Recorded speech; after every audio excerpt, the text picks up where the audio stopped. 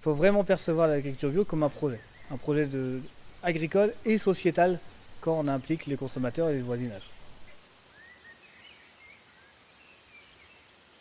Il y a trois exigences principales sur le cahier des charges de la bio. Après, il y a tout le volet réglementaire, mais au-delà du volet réglementaire, nous, ce qui nous intéresse, c'est vraiment c'est un équilibre de système, quoi. Moi, je vais calibrer mon nombre d'animaux élevés par rapport au potentiel de rendement de mes céréales, de mes cultures et autres.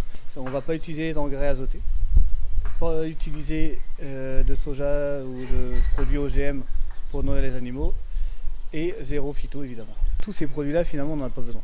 Essayer de tout penser le système en amont pour ne pas avoir les problèmes que ces produits sont censés résoudre. Il faut savoir qu'une conversion, ça veut dire qu'on va respecter le cahier des charges pendant 2 ans en continuant à vendre sur le système conventionnel, donc avec des prix conventionnels. C'est un vrai projet d'entreprise, d'entreprise et de vie aussi.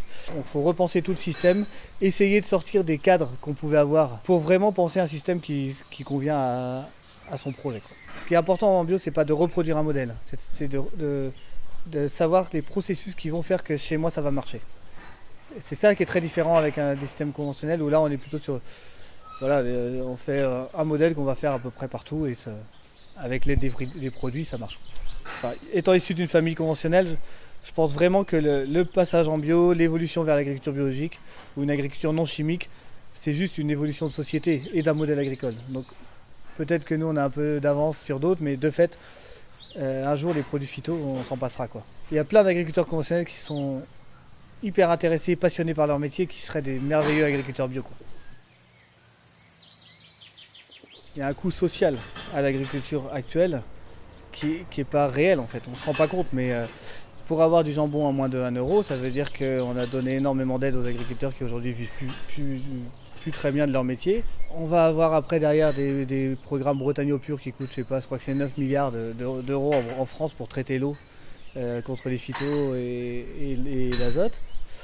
Derrière, on peut avoir aussi des coûts sanitaires, enfin, en termes de santé. Si tu mets tous ces coûts sociétaux en global, l'agriculture bio, l'agriculture non chimique est rentable, est extrêmement rentable.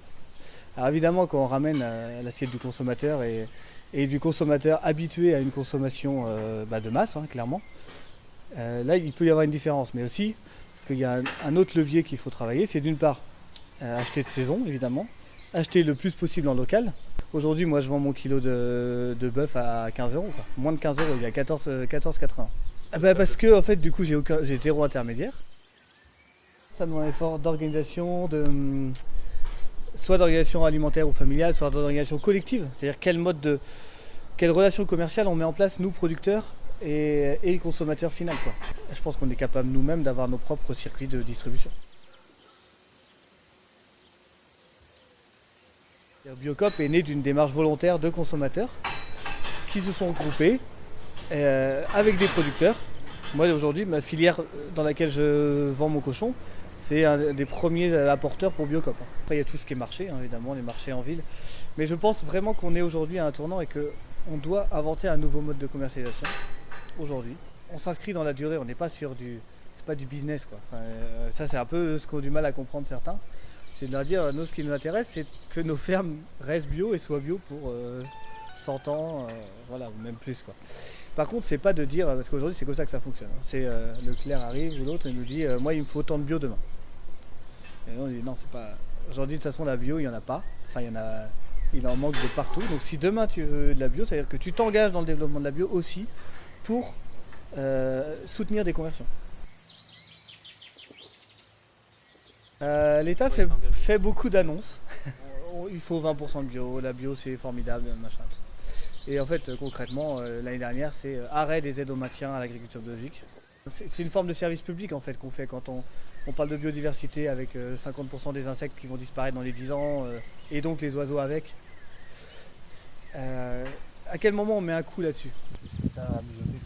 Le modèle agricole aujourd'hui, il nourrit pas le monde.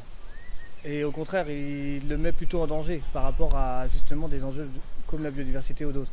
Donc est-ce qu'on continue à soutenir financièrement ce modèle-là à 9 milliards d'euros, c'est les aides européennes, la PAC, c'est 9 milliards d'euros principalement orientés vers les volumes de production, vers une agriculture d'exportation. Très peu sur la bio. La bio, c'est 200 millions, quoi. par rapport aux enjeux, on est loin du compte, quoi.